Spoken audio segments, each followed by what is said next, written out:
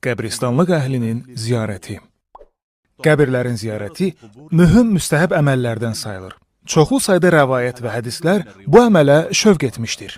Peyğəmbərdən sallallahu aleyhi və alihi və səlləm belə nəql edilmişdir. Ölənlərinizin qəbirlərini ziyarət edin və onlara salam verin. Çünki bunda sizin üçün bir ibrət vardır. Ölənlər kimin onları ziyarət etdiyini bilirlər. Belə ki, nəql edilən rəvayətdə Muhammed ibn Muslim deyir: Əbu Abdullaha, yəni İmam Sadiqə, dedim, ölüləri ziyarət edəkmi? O buyurdu, bəli, dedim, bizim onların yanlarına gəldiklərimizi bilirlərmi?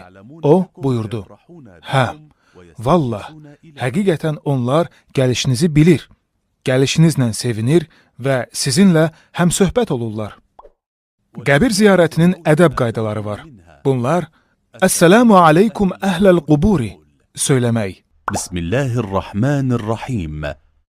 Əssəlamu alə əhli la ilahə illallah min əhli la ilahə illallah.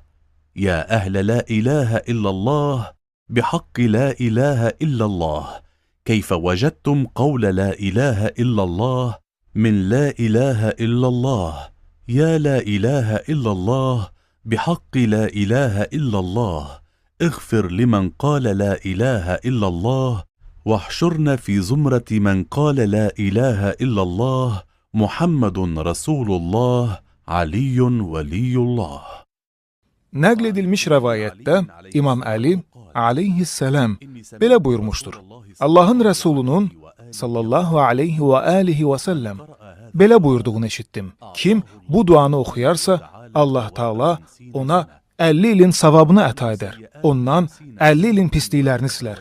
Həmçinin atası üçün də. Həmçinin ədəb qaydalarından biri də Seyyid ibn Tavusun söylədiyidir.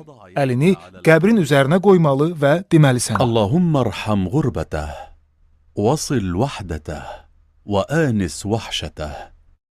واسكن إليه من رحمتك رحمة يستغني بها عن رحمة من سواك وألحقه بمن كان يتولاه. Həmçinin ədəb qaydalarından biri Quran oxumaqdır. Hədislərdə müstəhəb olaraq müəyyən bir surənin oxunması barəsində məlumat varid olmuşdur.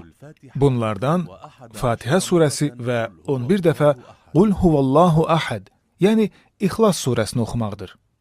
7 dəfə Qədr surəsini oxumaq.